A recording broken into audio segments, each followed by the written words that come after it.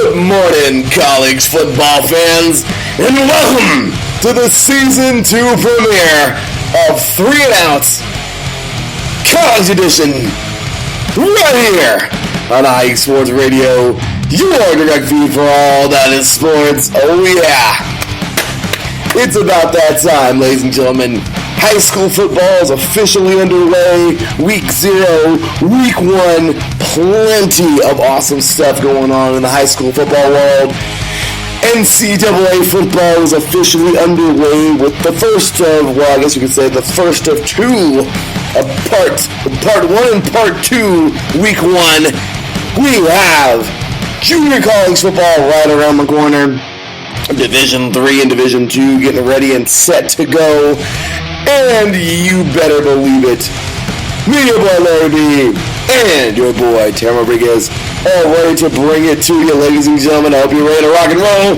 It's going to be a great season. You're listening to 3 and Outs College Edition right here on IE Sports Radio, your directory for all that is sports.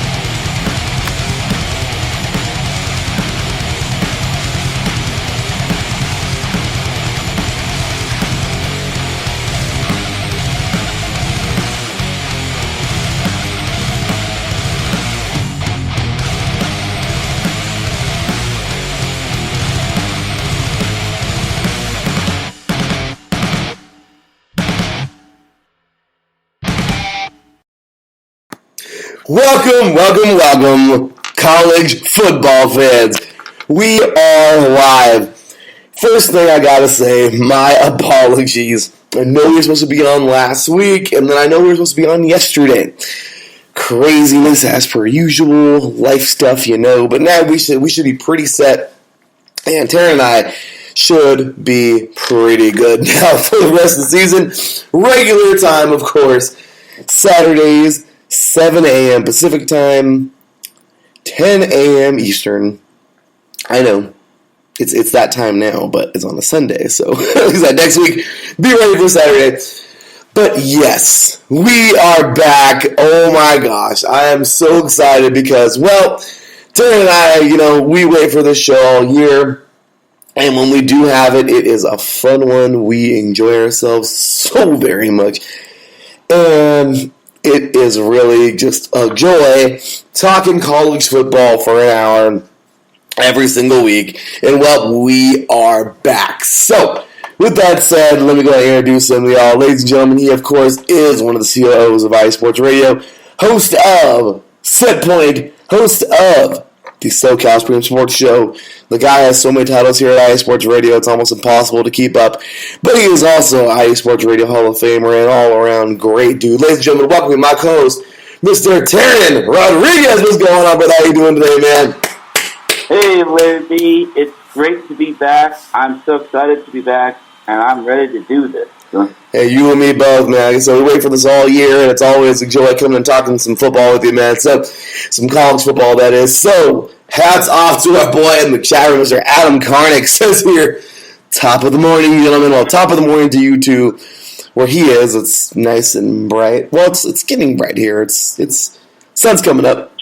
But where he is, of course, in the Midwest, it's very bright over there right now. And top of the morning to you too, Mr. Adam. 10 o'clock for him. He says here, Northwestern and Illinois both won, so yesterday was a good day. Yes. I could not agree more for you, good sir. By the way, pretty cool. If you're excited for all the new IE Sports Radio goodies going down, well, we have something new for you. As we are going to be having the Power 5 conferences. We're going to be turning those into shows pretty soon. And Mr. Adam Karnick went ahead and started up the first ever IE Sports Radio Power 5 conference Twitter, the Big Ten. So, ISR Big Ten. Make sure to go ahead and give him a follow. Really cool stuff. And he'll be tweeting all kinds of Big Ten sports throughout the year. So get ready for that. So with that said, you guys, my apologies. Voice a little bit raspy. Just getting over a cold and all this crap. So anyway, Taryn, before we get into some football, man, how have you been? I have been good, Larry B, and I have been covering some high school football as of late. I need to see some of the stiffer competition, but I've been good. And now that you mentioned Power 5 conferences, I actually have like 5 burning questions for each Power 5 conference, if time permits. Oh, no, we are definitely going to get to that. I think that is going to be more important than anything today. Because I think before we even get into any football, there are some things we got to take care of. So, first thing, Taryn, before we even get into anything, yes, there has been some things that has happened since we've been on air. Since, my gosh, what last time I think it was January, right, Darren, for the national championship. So there's been some things that have gone down, and well, Taryn, something I don't really care for. We all know that USC and UCLA are headed over to the Big Ten.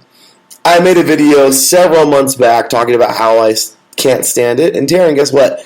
All these months later, I still can't stand it. What do you think? Yeah, it's going to feel really weird seeing 2 California teams in a conference filled with, like, Midwestern teams and, like, Eastern teams with, like, the Rutgers and Maryland. But, yeah, it just is going to feel rather odd. And it's basically shifting the entire conferences. Like, we're seeing this whole thing was kind of started by Oklahoma and Texas migrating to the SEC in the near future. And then you also have BYU going to the Big 12 and other teams shifting conferences. And some of these other teams are also thinking of leaving certain Power 5 conferences and going to other Power 5 conferences. So this whole power shift move is really all over the place, and it's causing like teams to like consider, maybe we should be going to this conference. So it's really changing the dynamic of college football. Darren, I'm sorry. I didn't even mean to cut you off with my horrible sigh that I was trying to keep low over here. Maybe I wasn't, but Darren, it's ridiculous, dude. Look, let's be real. We all know it comes down to money. You know what I mean? Like, we all know this is money. It's a money grab. And right. It irritates me beyond belief. But what are you going to do? They're going to do what they're going to do. And there it is. I'm just a big geography guy. I can't help it. And I get so freaking irritated when I see crap like, Notre Dame in the ACC. Because we all know that South Bend is on the Atlantic coast. Of course they are. Of course they are.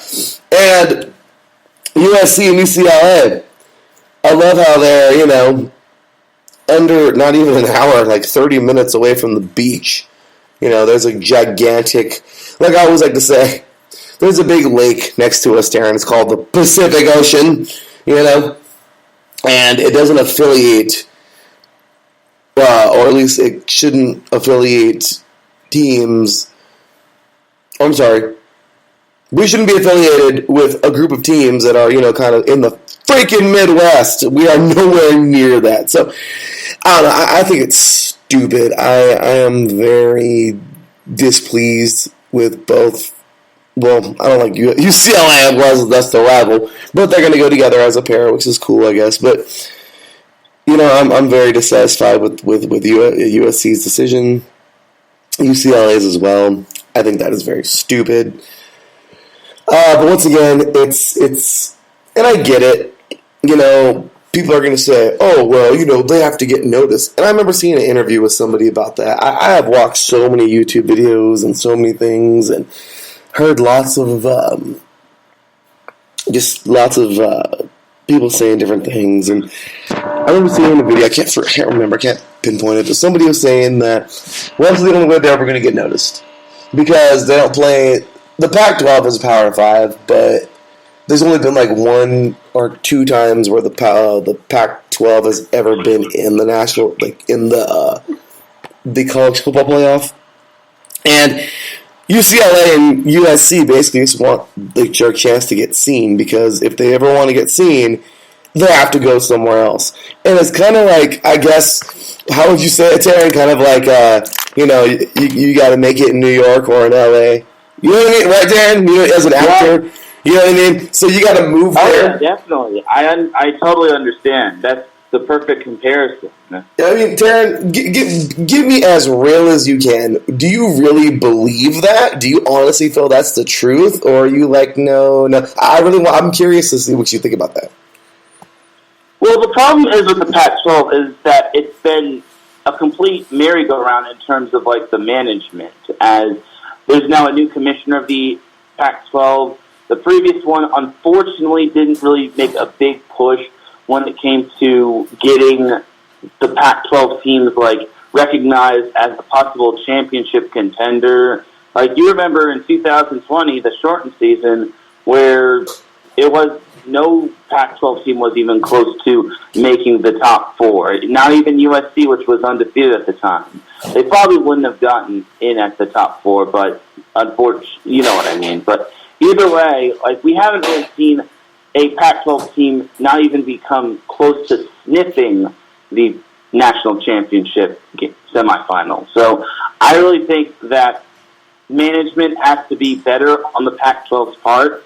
I think that if the Pac-12 wants to be successful, they're going to need to have that leader that says, let's do this. Let's get ourselves recognized. And they're going to eliminate late-night games, so there won't be a whole lot of Pac-12 after-dark games, just because on the East Coast, no one's going to really stay up at 11 p.m.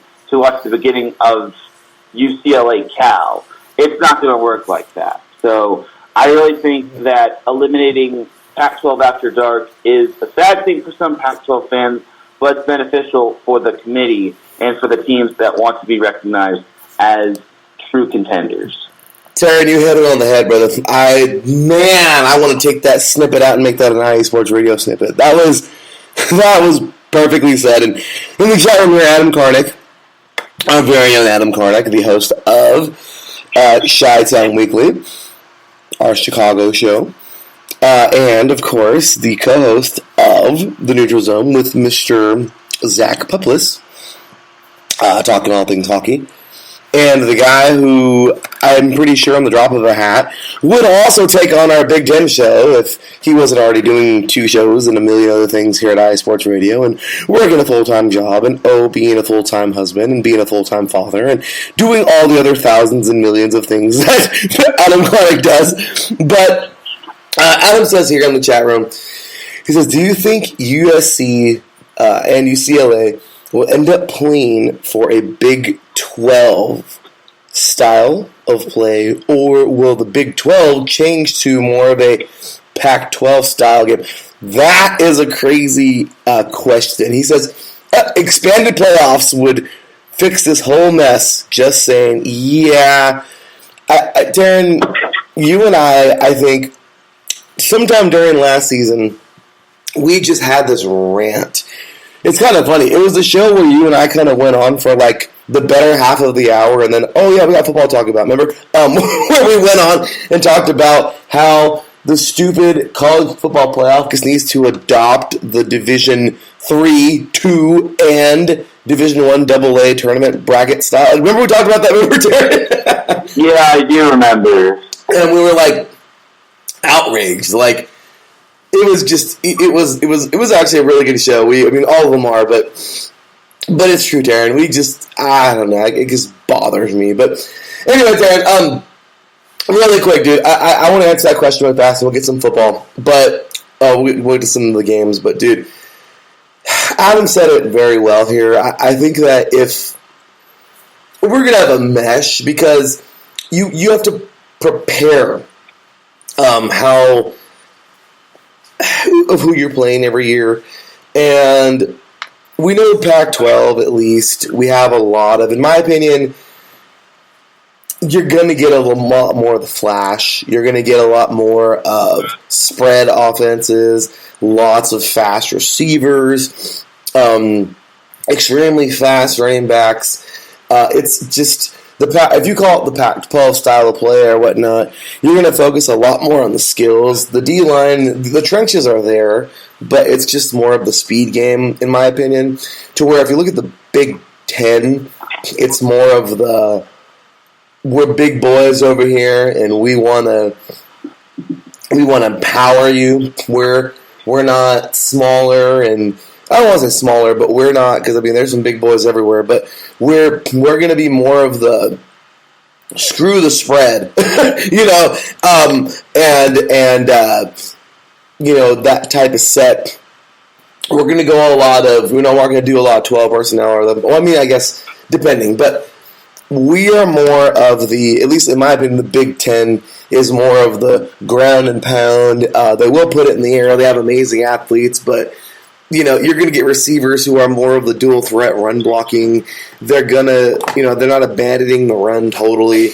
It's a lot of power football, I believe. Definitely, in my opinion, I think those are probably some of the stronger schools, like literally pound for pound stronger.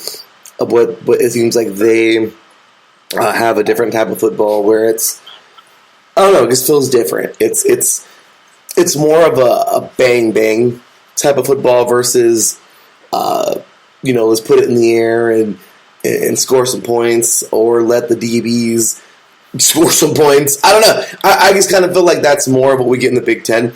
What do you think, Taryn? Do you think that number one thing, do you agree with what I just said? And number two thing, what do you think is going to go with this? Because I personally think, hey, these are teams that are so close to pro that every week they're going to do their best to adapt. I do feel that USC might turn a little bit more power at USC and UCLA, but they're not going to lose the flashiness. I think we're always going to have like the flashiness from those two schools with a lot of skills. And then the Big Ten teams, they might adapt a little bit too and absorb a little bit of the flash, but I think they're always going to predominantly be that tougher bang-bang football. I don't know, Jaron, what do you think?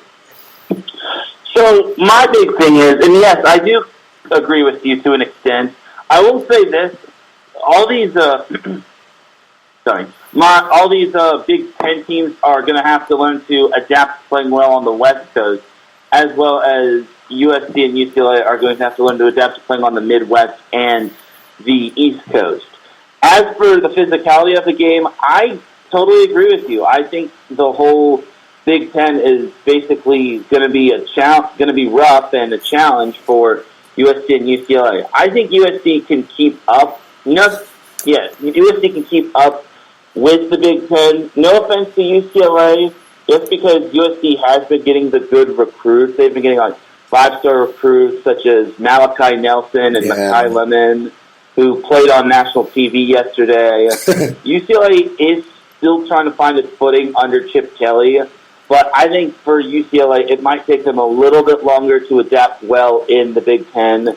I think USC could be more prepared.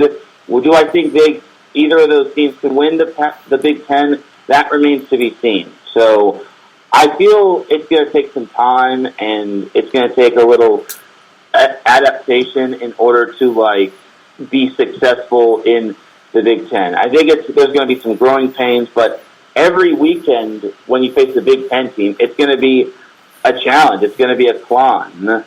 Those Big Ten teams, just when you think you have them down for the count, they always come back up. They're like the roaches from the projects. You're going to need more than a shoe or raid to beat them down. Good way of putting it, Darren.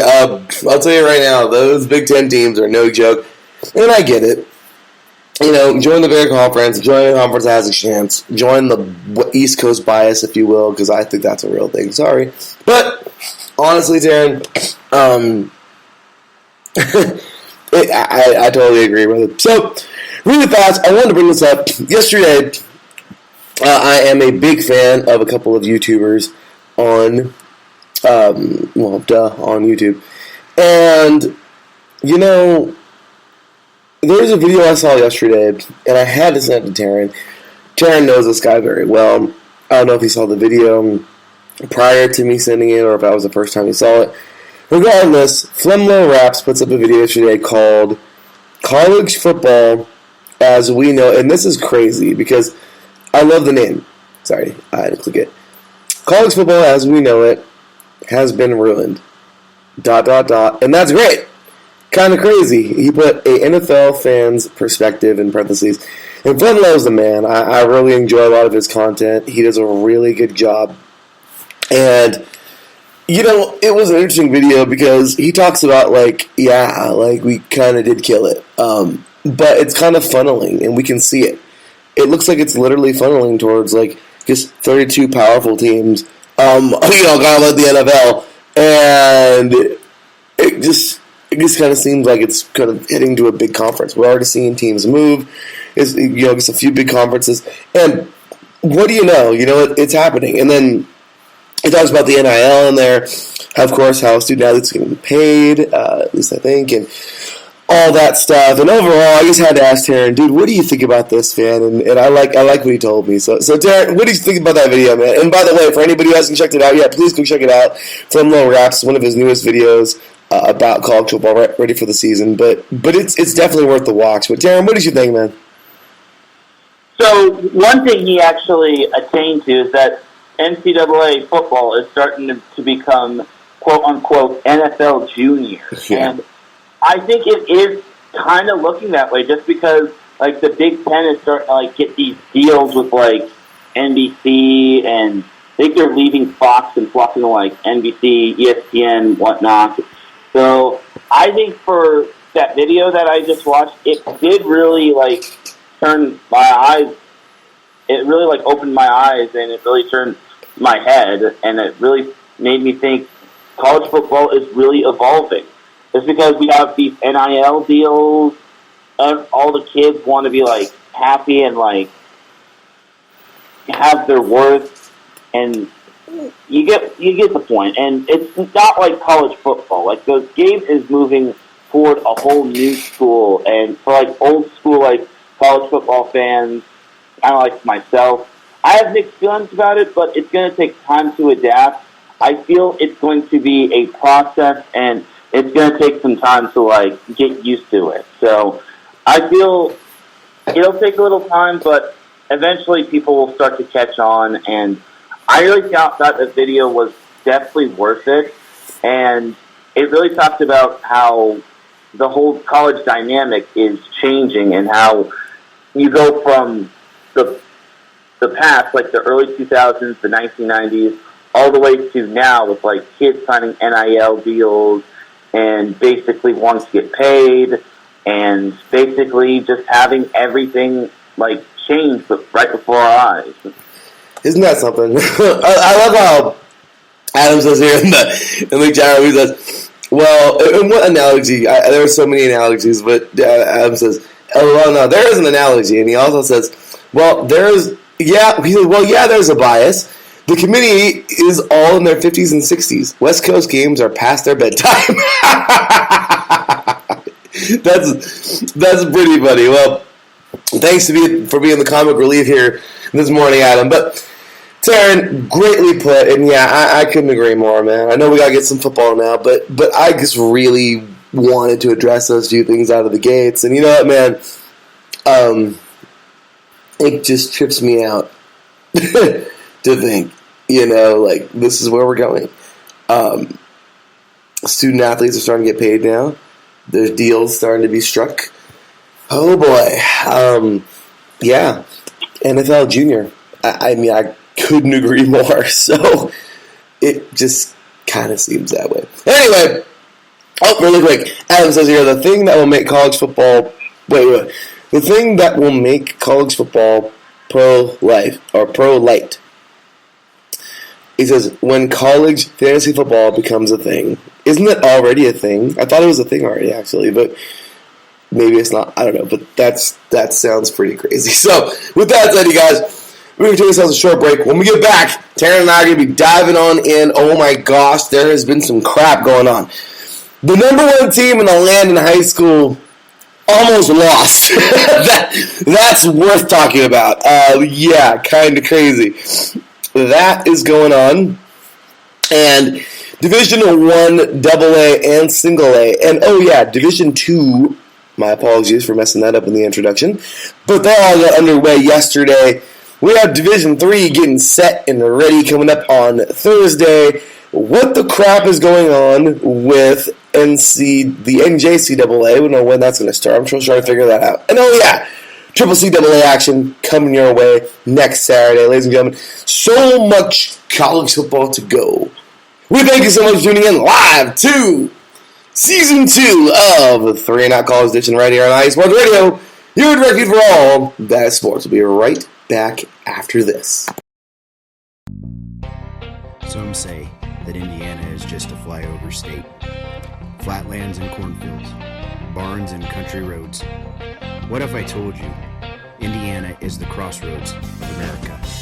What if I told you in all other states basketball is just basketball? In Indiana, basketball is life. Crowded high school basketball gyms on a Friday night, and every barn with a basketball rim and a frayed, worn-out net. If you're interested in the heartbeat of America, and if you're interested in sports, if you have Hoosier running through your veins, the Crossroads Pod with Aaron X is made for you. Powered by IE Sports Radio, your direct feed for all that is sports. Each and every week, the Crossroad Pod covers all of Indiana sports. The pride of the horseshoe of the Indianapolis Colts. The blue-collar gold swagger of the Indiana Pacers. The relentless pursuit of a sixth banner for the Indiana Hoosiers. The swing of the hammer of the Purdue Boilermakers. The swoop of the Cardinals of Ball State. The summoning of the echoes of the Notre Dame Fighting Irish. The growl of the Bulldogs of Butler. The intensity of an Indiana fever. The chop of the Indianapolis Indians. At the Crossroads Pod, if it is Indiana, we've got you covered. More than cornfields, more than country back roads. The Crossroads of America. Join me, Aaron X, every week. It's nothing but net.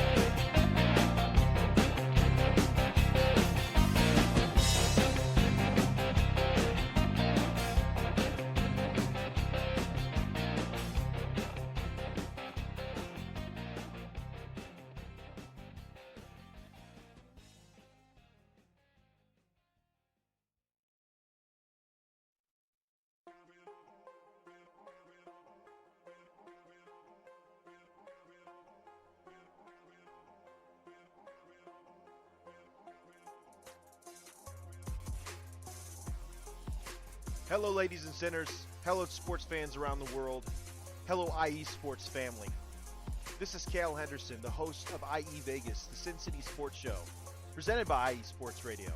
If you folks are interested in sports in the Vegas area, if you're wanting to have a blast for 1 hour every Tuesday night from 7 p.m. Pacific Standard Time to 8 p.m. Pacific Standard Time, this is a show built for the Vegas sports fans, where we feature the Las Vegas Raiders, the Las Vegas Golden Knights, the Las Vegas Aces, and the University of Las Vegas, Nevada Rebels.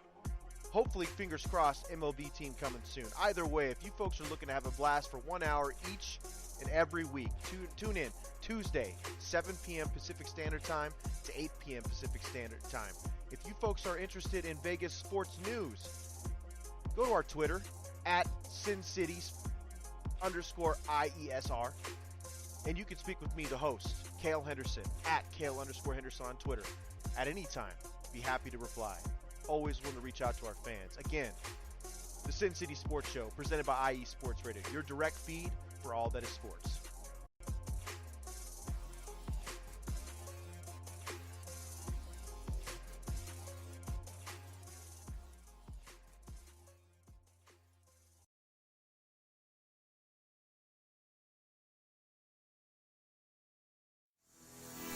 Sports fans, do you like teams that are tough, cities that are tougher, and fan bases that are passionate about their teams? How about teams that are historic and stadiums that are iconic? Then you belong in Chicago, and you need to check out Chi-Town Weekly. Join me, Adam Kernan, every week as we keep up with all things Chicago sports.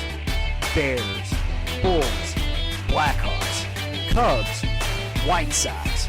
We'll cover them all, plus more. The Windy City is always buzzing, and we'll keep you up on all the big games and major stories. So tune in to Chi-Town Weekly every week right here on IE Sports Radio, your direct feed for all that is sports.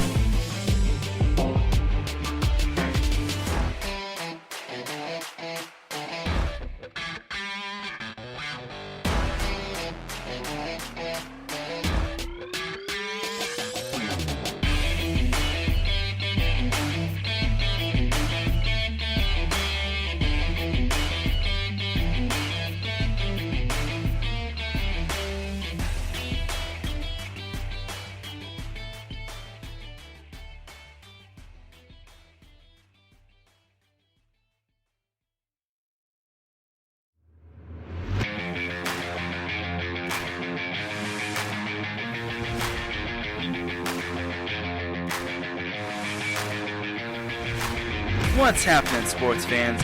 Are you a fan of Southern California sports? Are you looking for a show hotter than a hot summer day in California? Then look no further than the SoCal Supreme Sports Show, where I talk about all things Southern California sports. That's right, all sports teams from Southern California. From the hard-hitting tackles of the NFL, to the killer crossovers and big three-pointers of the NBA and WNBA, to the grand slams of the MLB, to the bone-chilling goals of the NHL, and to the booming kicks of the MLS, the SoCal Supreme Sports Show has it all for you. Oh, and let us not forget about the college sports as well. So join me, Taryn Rodriguez, every week here on IE Sports Radio, your direct feed for all that is sports. That is right, ladies and gentlemen, IE Sports Radio, your direct feed for all that is sports. Welcome back, college football fans. We are at the halfway point of the show, and Taryn and I discovered that certain teams have a JV team in college. I'm sorry, I had to say it, Darren. I'm sorry. We had a good laugh right now. I didn't know JV was a thing in college, but apparently it is. I'm sorry. Anyway, with that said, Darren, that was almost as good as the Trine thing. Good old Trine. Good old Trine University. Yeah. Just so that way you guys know. Or last year when you made me laugh when you brought up the Raiders and the Browns in the toilet bowl. Because that's exactly what it was. You made me laugh so hard I almost was coughing. Dude, that was pretty funny because Tara, there's no other name for that game. But at least last season. But Darren, what do you call it? That was funny. Really quick, Darren, can you give us a flashback to the Trine deal so everybody knows? Because we're probably going to be referring to that this season just for kicks. But yeah, Darren, remember what happened with the whole Trine University deal while we were busting up on there? Yeah. Oh my gosh! There was this one time. So one time I asked Larry why Trine was receiving a vote after getting blown out by Hope 52-0, and then there was this commenter who had like a facepalm emoji saying, "Why is Trine getting votes after getting blown out?" And they really were getting votes despite getting blown out by a 50-plus burger. It really just baffled me. It's like, how? It makes no sense. That was an alum. This was back when you and I first started hosting the show together. Yeah, it was late. If I'm not 2019. 19, yeah. And I know we say season 2, sorry guys. But the only reason why we're calling this season 2 and not like season 4 or 5 or whatever it really should be is because there was so much crap. 2020 sucked. So we didn't even really do the show very much. 2019, we were good, but it was like hit and miss. So it's like, these are the first, like last year we actually had a first full season where we were on every week, or at least almost every week. And this week, of course, we're doing the same, looking to. But yeah, but anyway, that was pretty funny. And yeah, leave it to somebody to give a vote. Like, wow, you just got a 50 burger dropped on you, but yeah, I'm going to still vote for you. Somebody's got a buddy. Yeah, somebody has a friend. That was pretty funny. So, Mike says here, and by the way, Toronto was Division 3, so we'll get to that. And by the way, Division 3 kickoff coming up next week on Thursday, on the 1st. So, Mike Pat in the chat room now. That says here, yo, it's college football season. Yes, it is. Good, sir. He says, FSU dominating a team they were supposed to dominate. And you know what, Mike? Yes, they certainly did, and they're supposed to, because if they were to have lost to Duquesne, I'm sorry. Relegation. Yeah, exactly. Yeah, you are going down. You're going to be switching with North Dakota State. Terry, that should be the motive for all Division I single A teams. Like, do you want to switch places with North Dakota State? Do you want to play in the Big Sky next year? Well, then you better freaking strap up and play, Buttercup. Like, because yes, sir. Because North Dakota State needs to freaking stop doing this. I'm sorry, I'm just angry with North Dakota State right now. I'm very not happy with them because you can only dominate Division I AA so freaking long. I mean, right, Darren? I mean, seriously, dude, don't mean to go on a rant, but just go single A already. My gosh. I mean, everyone's playing freaking musical conferences anyway right now. It's not like geography means anything. Pretty soon, Florida State's going to join the Pac-12. I mean, why not, you know? But, I mean, it's ridiculous. So, yeah, North Dakota State, can you kind of just get with it? Appalachian State did it. You guys need to get with it. You know, I think Coastal Carolina did it a couple years ago, but yeah, so it would be nice to see the Bison not, you know, dominate the crap out of Division 2. I mean, sorry, Division 1 AA. Anyway, all right, Sam, really quick, in your neck of the woods, I don't really know what to call it. I want to call it Central, getting into South Orange County, but in Santana, just the way I say it, sorry. But, Santa Ana, there is a little school that is number 1 in the nation, by the name of Mater Dei. If you don't know who Mater Dei is, you're under a rock or something, because they're the number 1 high school in the country. And they've been the last couple of years, and they've been, you know, in and around that conversation for a while now. At least 10 years, around there. The Monarchs are dominant. And they've been. Bryce Young came from there and a couple other stars. But, well, they are the team that they have to go elsewhere to play talent. And Trinity League, kind of crazy that a team that's usually in the top 3 in the country, St. John Bosco, is like not even like 10 miles away from them in Bellflower, California. But, or something like that, maybe. I don't know how far it is. But, Darren, Mater Dei started off with a victory over West, courtesy of MaxPreps.com, by the way. And Mater Dei started off with a victory over West, Salt Lake City, Utah, home last week. And they won 42-0. Now, we all know who Bishop Gorman is. Big-time team out of Nevada, right around the Las Vegas area in the outskirts. And they're usually like in the top 10 every year. Last year, Taryn shared with me one of the craziest comebacks I've ever seen were Hamilton High School, out of Arizona, I believe. Or I think they're a local Vegas team. But Hamilton High School went heads up with the monster that is Bishop Gorman. And they freaking came back from like 21 points down and won the game in like all but 5 minutes in the last 5 minutes of the game. That was insane. Onside kicks and everything went their way. Bishop Gorman is probably still pretty irritated about that, as they would start this game off, Darren. They took it to Mater Dei. First quarter, Bishop Gorman, and by the way, this is in Vegas. The Monarchs went over there. Mater Dei went up Bishop Gorman went up 14-0 in the first quarter. Mater Dei would then put some points on the board. It was 14-7 at the half. Then we would have a trade of 7 points. We had a trade of touchdowns in the third quarter. 21-14 going into the fourth quarter. Good old Bishop Gorman leads this thing. And, well, sorry, kind of crazy. it looks like Mater Dei was against the ropes, man. But wouldn't you know it, that offense manages to put up not 7, but 10 points, winning that game and getting out of Nevada with a slim 24-21 victory. Darren, talk about this game, man. Yeah, it was quite the crazy game. Okay, so in last week's game between Mater Dei and West, Mater Dei did, in fact, dominate West. However, Bruce Rawlinson, the head coach of Mater Dei, was not pleased with how Mater Dei had multiple turnovers, and that was the one thing he wasn't pleased with, despite the shutout. In this game, it kind of related to that. Mater Dei was making miscues.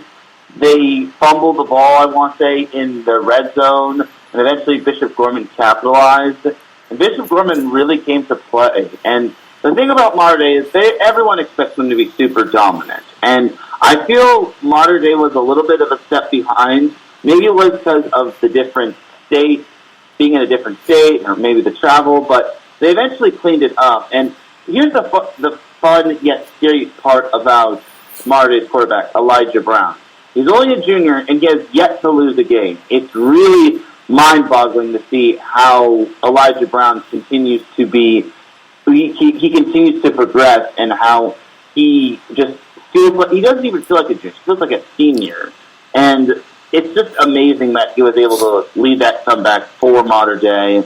It's quite astounding, and Mater Dei, even though they're not the number one team, they're actually number 2, right behind St. John Bosco, according to Max Preps. I really think they still have it in them. No one is going to discount Mater Dei for anything. Obviously, St. John Bosco does look like the elite team as they beat down Allen of Texas, but you cannot count out Mater Dei. You can never count Mater Dei, especially when their quarterback is still undefeated in his high school career. Well, Taryn, that's incredible. This Friday, I'm just saying, even if you're not in the area, you guys, Southern California, of course, is a big powerhouse of football. Excuse me. Still a little sick, as you can see. But this Friday, I think we're all in for a treat, as Corona Centennial, the football factory, of course, and Coach Logan, a team that puts out, some NFL guys every now and then, just a few. Currently ranked number 9 in the land, at least what I think. And, well, they've kind of got off to a just really quick start. The day Taryn sent me this, I was like, wow. In inner city, little battle here, Corona Santiago, which is right up the road from Centennial. They'll just beat them, 85-0, just, kind of doing that whole deal. And then, just this past week, yesterday, Centennial will make their way down to San Diego and take on the Cathedral Catholic, and, beat them 42-7. Mater Dei on the fence versus Bishop Gorman. Now, I'm not saying at all that Cathedral Catholic is anything like Bishop Gorman, but I will say this. Centennial's coming, man. And Mater Dei just had a fight. I don't know, bro. What you got? This looks like the game of the week, in my opinion, coming up. But this week, man, Centennial makes their way over to Santa Ana, and I don't know. At least I think they're heading on over there. Yeah. Well, no, actually, no. Mater Dei is Centennial. Yeah, Mater Dei is making their way over to Corona. Oh crap! All right, Taryn. What do you think, man? This is definitely going to be a challenge for both teams. Centennial obviously beating a very talented Cathedral Catholic team. Cathedral Catholic, I'll say, is a much bigger step up from Santiago. I'm not trying to diss Santiago, but compared to, you look at those San Diego schools like the Torrey Pines, the Oceanside, the Cathedral Catholic, those schools are a whole different breed. They're not the breed like Mater Dei or Bosco or Centennial or Mission Viejo, but they're still up there in talent. So for Mater Dei, they're going to have to clean up their miscues. If they have to play against Centennial with the same miscues that they had against Gorman and West, I could actually see Centennial winning. I did see Centennial and Mater Dei in a little bit of passing league action last year. Centennial looks good for the most part, even though they didn't make the finals of their tournament or of the 8 tournaments. And then Mater Dei also looked good as well. Problem with Mater Dei was they kind of lost on the last play of the game to another talented team, in my opinion, Mission Viejo. But back to Mater Dei Centennial, I think this is going to be a barn burner. I really think Centennial can keep up with Mater Dei, because if you remember last year, Mater Dei and Centennial were actually back and forth. Centennial was only down 5 to Mater Dei in the playoffs before Mater Dei eventually pulled away and lost. So I really think that there's the possibility of Mater Dei. I would say they're going to flip up. I obviously have Mater Dei winning, but don't count out Centennial, because they obviously know what happened last year in the playoffs, where they lost 21-6. So that could be a little bit of a factor right there. Agreed, Taryn, and that should be a lot of fun. Well, let's get on into some college football. And Taryn, well, yesterday we had here D2 get underway, single A and double A.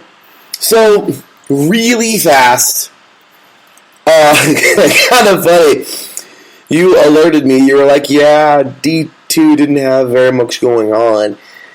And, well, they didn't. It looks like, oh, you know, if my app wants to freeze, that sounds like fun. But, excuse me. But, got to say that Division II this year should be a lot of fun. I'm happy because there's no, like, dominant teams. Really, it's a bunch of different, like, it's a bunch of teams that I feel are very equal, in my opinion, and I love it. Yesterday, we got underway for Memorial. Got underway with a victory, a 39-34 victory over Ed Waters at home. Congratulations to them. And the whole slate of Division II games is getting ready to go on Thursday. There's a whole bunch of good stuff coming up here. Lots of big-time schools getting ready to go head-to-head. I'm really excited to see teams like this year, especially. I mean, and you know, Taryn, I've become a fan of these guys, and I'm going to mention them every single year. But West Florida, you know, they're getting ready to get underway this week. I don't know if they play on Saturday or Thursday, but them a couple years ago, Texas A&M Corpus Christi, they were just in the championship not too long ago. You know, like what's going to happen with them this year? I mean, there's lots of really cool. I don't know, lots of really neat things going on in D2 because it's not like watching Alabama, you know, destroy everybody. Or it's not like watching North Dakota State destroy everybody. This is a good mix, and I really enjoy D2 for that matter. So yeah, I don't know if you want to mention anything there about D2, Taryn, because I know it's like literally nothing. That was the first game that got played. But then, of course, heading on into Double A, well, there were a few things there. But anything to kick off D2 for this year, Darren? Well, I'm just wondering why there are so many Thursday games. Like, is it a new thing that they're doing? Yeah. I guess that not a lot of these schools have like Friday classes. Heaven forbid if you're having class on Friday, then I feel bad. Yeah. But I'm rather sad that I'm seeing so many Thursday games. But I guess maybe Thursday's the new Friday, so I guess it's understandable. I think it's a little bit of a good change of pace. I feel people now will have to work around playing on Thursdays, or fans will have to work around watching the team on Thursdays as opposed to Saturdays, which I think is a good thing. I think it's a good change of pace. I think it's unique. So, and we have also a couple Sunday games and a Friday game. So, yeah. There's that. Yeah, I don't know, Darren. I'm not I mean, I guess I could say college football is okay on those days. I don't know. I don't know. The high school thing on Thursdays is kind of like, what the crap? It's just... I think I actually know why there's a good chunk of Thursday games as opposed to like Saturday games. Why is Everyone that? being on Saturday games because they might want to have some Thursday games just because of like referee like possibilities and like just in case like there's not enough referees, they have like the perfect amount of referees at one game and then on one day and then they'll have it on another day. Like that's probably the reason why they have like maybe an equal amount of games on like Thursday and Saturday. So And that makes was sense. just something that struck in my head. No, that makes total sense, man. So, oh my gosh. Sorry. My apologies, guys, like I say. Just getting over this stupid little cold. But, Taryn, we had some AA action getting underway. And good, I think you're onto something there, man. I think that's a good reason why. But we had those Thursday games. But on to AA. Yesterday, a couple of big time, actually nothing really big time at all. We didn't really have too many pure D2 games. It was kind of like, the preseason schedule, if you will, for the Division I teams or Division I Single A. But we had a couple of games get underway. Western Kentucky and Austin Peay, kind of crazy. Austin Peay almost made it happen, man. Final score 38-27. The Hilltoppers won that one. We have an actual FCS game where Jacksonville State defeated SF Austin 42-17. ULV. Okay, that was kind of sad. ULV is actually Division I Single A, guys. Sorry, but we had ULV defeat Idaho State 52-21. And I love Mike said here earlier. Florida State defeating Duquesne 47-7. Yep, they should have won that one. 47-7. Mercer. This is a pure AA game, I think. Mercer defeating Morehead State 63-13. Alabama State defeating Howard. This is a true D2 game. This is the Cricket MEAC / SWAC challenge kickoff where Alabama State defeated Howard 23-13, and then another Division I versus 2, basically, or AA. North Carolina defeating Florida A&M 56-24. Taryn, any of those games pop out to you, or are they just kind of blah for right now? Yeah, nothing really jumped out at me outside of the Howard-Alabama State game. I thought that was kind of the true, I wouldn't say cream of the crop, but it was like the true matchup, and I give credit to Austin Peay. They made it close against Western Kentucky. Now, here's the thing about Western Kentucky. You got to remember, they have a new quarterback after their previous one. I think his name is Bailey Zappi. Yeah. Declared for the NFL draft and was eventually drafted by the New England Patriots. So I think Western Kentucky is going to be a work in progress. They're not going to be like the team that they were last year. So overall, I think it's going to be a bit of a time will tell thing for Western Kentucky, but it's good that they got this first win just because you want to start the season 1-0. And if you lose to that FCS team, not against the FCS teams, but if you lose to that FCS team on your season opener, it just leaves a bad taste in your mouth and it just leaves a bad vibe in the locker room. For Austin Peay, I think it's a great start to this season. It's a great start to the season despite losing.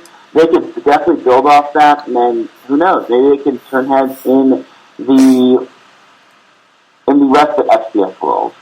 Agreed, Darren. Now, starting things off here in Single A, Adam Kornick mentioned Northwestern defeated or got the victory, and they did. They defeated the Cornhuskers 31-28 at home yesterday. Solid victory there for that tough Northwestern team who just battles and battles and battles. Oh, those poor Wildcats. They just, I don't know. When is their time? I don't know. But this team certainly fought yesterday. Very good game. Two pretty evenly matched teams. And you know what? How about it? I love the highlight right here. Mueller picks off Thompson to seal, and I think it's the Northwestern victory. So, very good game here, and what a game to start off the season.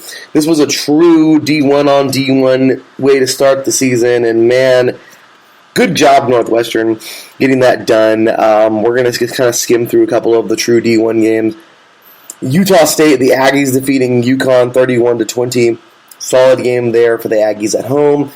Illinois will defeat Wyoming 38-6. Kind of crazy, man. Wyoming just big time program, if you will, for just like 5 minutes when Allen was there. And now that he's gone, it's like, yeah, Wyoming's back to not being heard of no more. And it's kind of crazy. It really is to think. I mean, a couple years ago, remember, Taryn, when it was Western Michigan, the Broncos, when I forgot who the heck was there, but they had a couple big-time players that went to the league, and then it's like, well, that's it. No more. And they just kind of fell off. So, anyway, crazy there. But Illinois, man, talk about the Illini getting a nice victory here, 38-6. After that, we have FAU defeating Charlotte, 43-13. Nevada defeating New Mexico State 23-12 on the road. Solid game there. North Texas, the Mean Green, if you will, 31-13 over UTEP in the Sun Bowl. And poor UTEP, I know, Darren, the poor UTEP Blues. They've been better, but I still can't believe they lost every game a couple years ago. That was crazy. And then Vanderbilt defeating them. I know, let it go, Larry V, let it go. I'm sorry, but I was just cheering for them that whole season. But Vanderbilt defeating them by 63, actually. Wow, to 10. That's, wow. Does Vandy have something going? Or is this Hawaii not having a good year or a good start? But a couple of those games got underway. Taryn, any of those games pop out to you this year? Or this starting of the year? Okay, I gotta talk about Northwestern. I know we're kind of short on time. You're good. I don't get how Nebraska lost that game. They had momentum. They scored a touchdown to go up 21-17. They recovered a fumble, scored another touchdown. And I want to say it was after they went up 28-17, they decided to kick an onside kick, which was easily recovered by Northwestern. That made no sense. And eventually, Northwestern wound up winning. It just made zero sense because it's like, here's the thing about Nebraska. Scott Frost is not calling the plays on offense this year. You would think with Nebraska carrying a 21 or an 11-point lead, they would be cautious with it against Northwestern. By the way, this game was played in Ireland. It was in Ireland, yeah. Yeah. But the fact that Northwestern was able to come back is astounding, but I feel it was more so Nebraska losing that game. Don't get me wrong, I think the Nebraska quarterback, Corey Thompson, did great despite the 2 interceptions. However, it's like, I still think that onside kick was a complete momentum shifter. It gave Northwestern good, better field position than the average punt. I really did not think that the onside kick was a good idea. And I don't know, man. Like, Scott Frost, whoever said to have that onside kick should be axed immediately. So it really is sad that Nebraska had to lose like that. And that onside kick is kind of the reason why. But you give credit to Northwestern. Their quarterback is Ryan Helinski, who has basically been bounced around all over the place, and you have to love his story. And overall, Ryan Helinski and Northwestern definitely deserve to win that one. So I gotta give a hats off to Northwestern. But man, Nebraska has everyone thinking Nebraska is back. This is going to be a different Nebraska team. Onside kick went up 11, and then eventually led to a touchdown, which eventually led to the loss. Nebraska is not back, everybody. You know what, Darren? You want to know why Nebraska lost? There's a true reason why Nebraska lost. You want to know why? Oh, I think I know why. It's because they weren't wearing their alternate uniforms, Darren. That's why. Yes. Oh, man, that's a knee slapper right there. I'm sorry. Darren, you got to post that. Can you find that post? Yeah, I got to find it. Because we're going to post that up on our account, our Twitter account. I'm sorry. Oh, that was great. Yeah, but kind of cool here. I didn't even know why the hell Northwestern had a colored N. But then I realized, oh, crap, I was only reading about it right now while you were saying that, Taryn. And the game was in Ireland. Okay, well, that makes sense of why. Honestly, I'm just going to be real with you. From looking at, like, some of the pictures and everything, like, briefly, I thought it was red, white, and green. So I was like, what is this, like, Italian Day or Mexican Day or something? No, it is red, white, and orange. My apologies for not seeing the orange as clearly as I should have, I guess. But yes, it is Ireland, and they played this game in Dublin. Pretty freaking cool. That was pretty awesome. So my apologies there. But I'm just saying, onside kicks. Went up 11, mind you. Yeah, bad choice. And that was Northwestern who kicked, right? No, that was Nebraska. That was Nebraska that kicked the onside. Yeah, okay, I'm stupid. I'm sorry. I was too caught up in the Ireland deal trying to figure out what the heck those ends were all about. But yeah, why would you kick an onside kick when up 11? I understand if you're down 11, that makes more sense. But it's like, dude, it worked for the Saints. Just kidding. I know. Well, Darren, that was fun. We have lots of laughs on this show. Trying why certain teams at the JV team did that. Okay, look, guys, I'm sorry. We're looking at the NCAA website here. We're trying to figure out when their games start. Looks like we got some Thursday games getting underway coming up this Thursday. What do we got? Northeast Mississippi versus Hines. East Central out of Mississippi taking on Kahoma. Mississippi Delta and Southwest Mississippi. Copia Lincoln and East Mississippi, of course. Remember them from I think seasons 1 and 2 of Last Chance U. Mississippi Gulf Coast, former champs a couple years back, I believe, versus Northwest Mississippi. Itawamba versus Jones, and Holmes versus Pearl River. Pretty cool. Got some games going on, but Taryn and I saw this the other day too, and I was like, "Are you serious?" I thought that was crazy. I don't know. Sorry if I'm laughing. By the way, Minnesota State taking on this is it. Dakota State University JV. Is this like a scrimmage versus the twos? Like, what is that? Like, I want to know. Like, I'm sorry. Like, I'm being genuinely serious here. I'm not quite sure what that is, but apparently these schools got JV teams. I'm not hating. I just didn't know that. So, a couple of games actually got underway, though. I guess they counted that as a game. I don't know, but Mississippi State won that one 37-0. However, we did have a couple of games that were already played. We have Iowa Central defeating Independence 34-17 this past week. Iowa Western freaking just knocked around Dog City. My goodness, 46-0. Wow, that was huge. Hutchinson defeating Navarro 42-0, and just some craziness going on here. New Mexico Military, of course, the defending champions, defeated the Papago Pumas. I'm not sure who that is, but it's the Wool Bowl, so my apologies, but 44-13. We'll get better at learning these things. Coffeyville defeating Highland 37-0, going 2-0 there. We also had Garden City falling to Butler here 35-28 on the road, and it looks like Blinn defeated Louisiana Community Christian, and that's 55-0. And Tyler defeating Resolution Prep. Yeah, Resolution Prep 65-0. So I get it. Maybe some of these are just like scrimmages. I would guess they're not. Maybe they're not. I don't know if they're actual.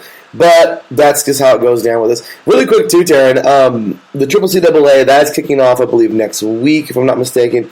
I think it is next Saturday. So junior college football in California.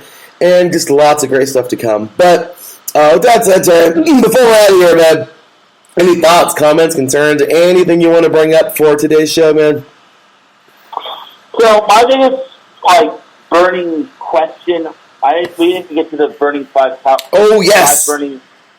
Yeah, but we'll get to that next week. But anyway, my burning question for the 3C2A is: will Southern California reassert them as the best team in the 3C2A? It felt a little weird seeing who was it? San Francisco City College win it all last year? Yeah, that over was... Riverside? Yeah, don't talk about that. It was a good game. It felt a little weird seeing a NorCal team beating SoCal, whereas SoCal is kind of dominated, such as the Riverside cities and whatnot. So I think it's going to be interesting to see who takes the rise of power. Will Riverside be atop the Southern California food chain again? Will Golden West still be as good as last year? Will Fullerton ever get back to the top? Yeah. And will OCC have another 3-0 game like they did against East LA last season? What? Oh, wow, okay.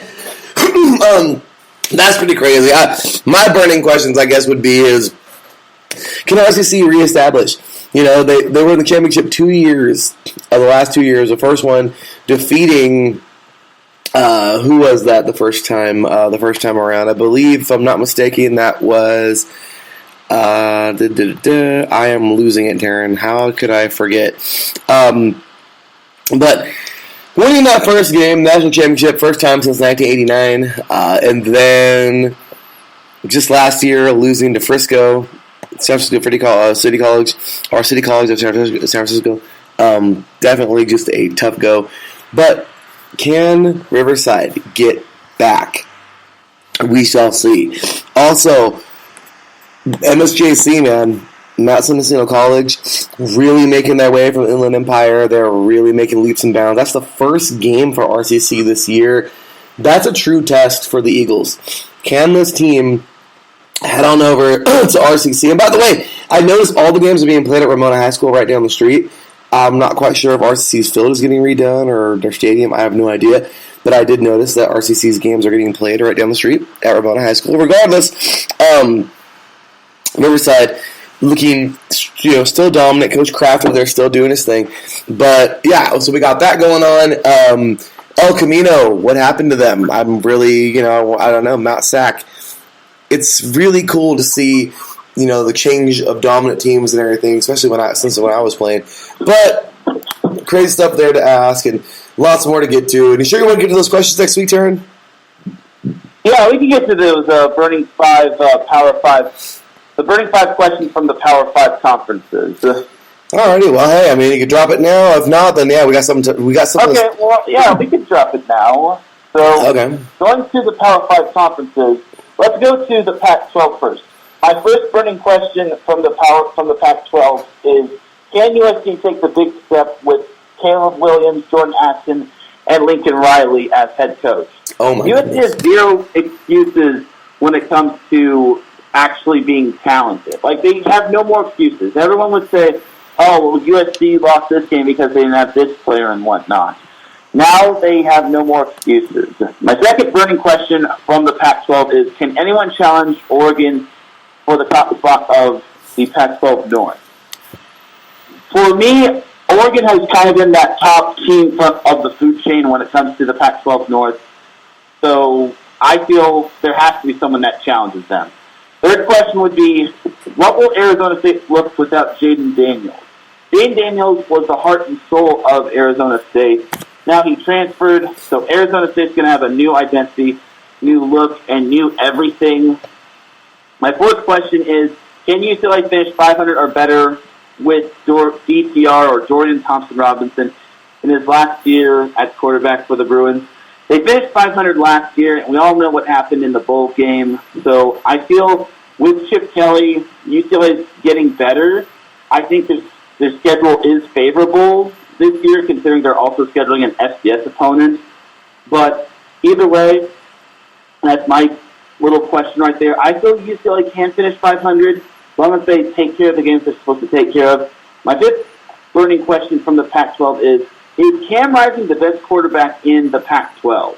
You can go back and forth with Caleb Williams and Cam Rising, but Cam Rising is actually rising. Like, he was able to take Utah to the Pac-12 championship and win the Pac-12 championship, which is quite astounding. And they were neck and neck with Ohio State in that Rose Bowl. So that is all my burning 5 questions from the Pac-12. Going to the SEC, this one is kind of an obvious one. My first burning question from the SEC is: will Alabama reassert themselves in what could be Bryce Young's last season before he heads off to the NFL? Bryce Young is a talent unmatched. You and I both know this, Larry. He was dominant when he was at Mater Dei, and he also was a little dominant at Cathedral High School. I really think Bryce Young can get Alabama back to that national championship game, and I don't think what happened last year is going to happen ever again. Nothing against Georgia, but I don't think Alabama is going to have a gong show of the second half like they did in that championship game. My second burning question from the SEC is, can Georgia duplicate its championship success from last year, or are they a one-hit wonder? It's going to be tough. They're going to have to pick up the pieces, and they're going to have the perfect personnel. It all starts next week when I think Georgia plays Oregon, and that's already a big test right off the bat, because Oregon is not an easy team to beat, even though they're not really on the level of like Alabama and whatnot. Third burning question from the SEC is, who can challenge / unseat Georgia in the SEC East? I feel it's Florida. I feel they have what it takes to unseat Georgia, but it still remains to be seen. Florida is still also a work in progress. Fourth burning question from the SEC is, can Ole Miss / Texas A&M really challenge Alabama atop the SEC West? So, as you all know, Texas A&M beat Alabama last year. Ole Miss has the offense to keep up with Alabama. But do I really think that those two schools can really top Alabama in the SEC West? Jimbo Fisher and Lane Kiffin are great coaches, but I don't think they hold a candle to Nick Saban. It'll still be quite the question to ask for, especially since Jimbo Fisher kind of was jawing at, like, Nick Saban when it came to, like, Alabama and recruiting. So there's that. My final question, final burning question from the SEC is, will Auburn really finish last in the preseason polls? I feel Auburn is much better than this. I don't think they're going to finish last. I think those preseason polls are a joke. Yeah. I really think that Auburn is much better than what people give them credit for. Yes, they did lose quite a bit of talent year in and year out, and they do have a new coach, but I feel Auburn's not going to finish dead last in the conference, or their portion of the conference. Coming over to the Big 12, my first big burning question from the Big 12 is, what will Oklahoma look like following the departure of Lincoln Riley and Caleb Williams? Well, I still think they're going to be dominant. I still think they're going to be strong. It might just take a little bit of getting used to in the first few games, especially when they have their first big challenges against the Oklahoma State, the Baylors, all those sort of teams. So I think Oklahoma's going to take some time to pick up the pieces, but I feel they're going to be just fine. They are still getting good recruits as well, so that's something to look out for. Second question is the Big 12 up for grabs? Between Baylor, Oklahoma State, and Oklahoma, yes. Do I think there's going to be a fourth team that challenges any of those four? Probably not. Third question is, how much of an impact will Georgia quarterback transfer J.T. Daniels make for West Virginia? So, J.T. Daniels, as we all know, the former Mater Dei / USC / Georgia quarterback, is now at West Virginia. I feel he can make a big impact as long as he stays healthy and as long as West Virginia has the personnel to back up his gameplay. I really think J.T. Daniels can turn West Virginia around. Fourth question is, are we going to get suckered into the hype of Texas again, or will Texas actually be the real deal under Steve Sarkisian? So every year seems to be the year of, is Texas the real deal? Is Texas back? I'm still on the fence about them. I feel they will attempt to get back. I don't think they'll win the Big 12. I still think they're a work in progress. I feel that Steve Sarkisian is still adapting well as head coach. I just feel they're not quite there yet. And the fifth question is from the SEC. Can Kansas win a conference game like they did last year? As we all know, Kansas did the unthinkable. They won a Big 12 conference game against Texas of all teams, which was probably the biggest surprise, and I don't think anyone had their bingo card. So can Kansas really win another conference game like last year? Maybe. It still remains to be seen. Now to the ACC, my first burning question from the ACC is, can DJ Uiagalelei have a better season and get Clemson back on track to being the dominant team from the ACC? I definitely think he can. I just think DJ had a little bit of growing pains last year. He's a fantastic quarterback, obviously hailing from St. John Bosco. I think being in his first year, he's obviously was going to develop those growing pains, and it's not easy replacing Trevor Lawrence. So I really think that DJ can have a better year than last year. I think now that he has that full season under his belt, he's going to look so much better. And number two, what will North Carolina look like after being a top 10 team last year and then falling from grace? Here's the thing about North Carolina. They're so unknown. They're like heads or tails. It's like one week they look like a dominant team. One week they look like they do belong in the top 10. The next week they look like they belong outside of the top 25. So I don't know what to make of UNC this year. I feel that it's going to take some time. I feel they're kind of that wolf in sheep's clothing, or that sheep in wolf's clothing. But for me, I think North Carolina, they're a question mark at the moment. Third question is the U, a.k.a. Miami, back? It's just like Texas. Everyone thinks Miami is back. Everyone thinks the U is back. Until I see the U actually winning games, until I see the U actually winning the ACC, I don't know. I feel they are a possible top 25 team, but no. I'm not quite sold on them just yet. Fourth question from the ACC will be, will Pitt be able to duplicate its success despite Jordan Addison and Kenny Pickett no longer being there? I feel it's going to take a lot of time for Pitt to actually be decent this season. I think Pitt is going to be a complete work in progress. I do not think they're going to be in the college football playoff just like someone predicted. I do not think that at all. I really just don't see that happening. Like, please don't get me started on how people think that Pitt is a college football playoff team. Just please don't. And then my final burning question from the ACC is NC State the real deal? So currently NC State is ranked in the preseason top 25. I think NC State has some upside, but again, it's just another work in progress type of team. I think NC State can turn heads, especially with the ACC kind of being down at the moment.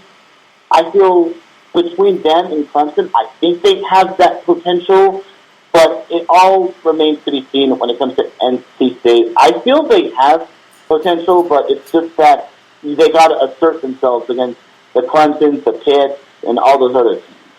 And now, going to the Big Ten, my final 5 burning questions from the Big Ten.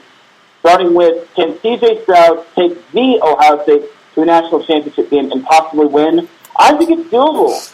I think Ohio State definitely has the upside. They returned a good chunk of their team from last year. Their receiving core looks amazing. I think C.J. Stroud can take that next biggest step. Do I think it's a Heisman winner? I think it's doable as well.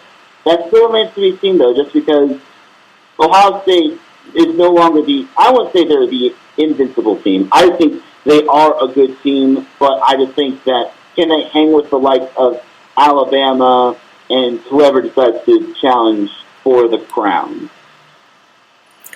Next question from the Big Ten is, can Michigan State beat Michigan for a third straight year? The last time that happened was 2008 all the way to 2011 when Michigan State won 4 in a row over Jim Harbaugh's team.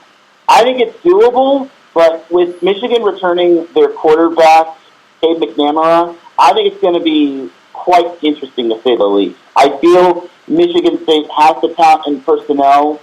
I feel that rivalry is always an all-bets-off type of rivalry. I feel Michigan State does have talent, but Michigan just has so much talent despite losing Aiden Hutchinson to the NFL draft. Third question is Wisconsin the favorite to win the Big Ten West?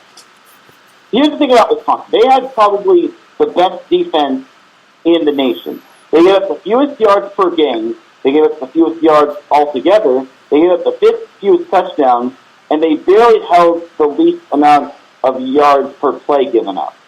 I think it's doable. I really think when it comes to the Big Ten West, it's never really like a clear-cut winner. One week it's Purdue's going to be the team. then it's Wisconsin, then it's Minnesota, then it's Northwestern, then it's Illinois. I think that the Big Ten West is up for grabs. Fourth question, speaking of Minnesota, can Minnesota have another top 5 or 10 defense? So here's the thing about Minnesota. Third best defense in the nation last year, third most yards per game given up, then they gave up the second most yards altogether. I think it's doable. I think Minnesota has the potential to have another top 5 or 10 defense. And who knows, maybe they could challenge their way to winning the Big Ten West. It still remains to be seen. And my final burning question altogether from the Big Ten is, can Cade McNamara keep his starting position at QB, or will he lose it to J.J. McCarthy? So Michigan just rolled out the statement yesterday. They said that Cade McNamara will start the season opener against Colorado State, and then J.J. McCarthy will start the second game against Hawaii. And then after week 2, Michigan will make the decision on who will be the starter and the backup. This was courtesy of Jim Harbaugh. So for me, I feel that it's up in the air. I think based on experience, Cade McNamara should be the starter, but I feel that J.J. McCarthy, hailing from IMG Academy, has that potential as well. I would probably pick Cade McNamara. I actually switched this question up. I originally had this question as, can Cade McNamara be a possible Heisman candidate? Now I think it's there's the possibility of Cade McNamara keeping his job. So I think I'd roll with Cade McNamara, but these 2 first games, keep an eye on Michigan and how those 2 quarterbacks do against Colorado State and Hawaii. So those are my 5 burning questions from all 5 Power 5 conferences. Friggin' crap, Darren. Way to go, man. Nice stuff there. Definitely some awesome burning questions. And you know what? I can't wait for them to be answered on the field. We definitely have some great stuff this year. And lots of awesome games as every year. And we're just really excited for college football to be back. Awesome burning questions, man. And I'm really excited to see what we can, what we're going to see this year, man. So with that said, Taryn, any final thoughts, comments, concerns, or anything like that before we're out of here today? I think that's pretty much it. For high school football, I think, last night we saw Los Alamitos take on American Heritage of Florida. American Heritage actually won that one, which was kind of surprising based on the score that they won. They won, I think it was 56-27, which is kind of surprising because Los Alamitos does put up quite a good high number. I feel they score 40 a game. But I think Los Alamitos should be just fine. They're probably playing the toughest schedule they've ever had. So don't sleep on Los Alamitos. Yeah, man. I'm excited for this week. Heritage Modern Day.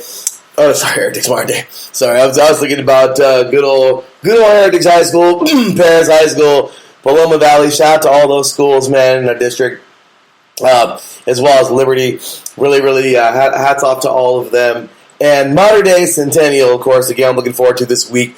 Who will win this one? My goodness, this should be a test for both teams. And really excited for some great college football coming our way.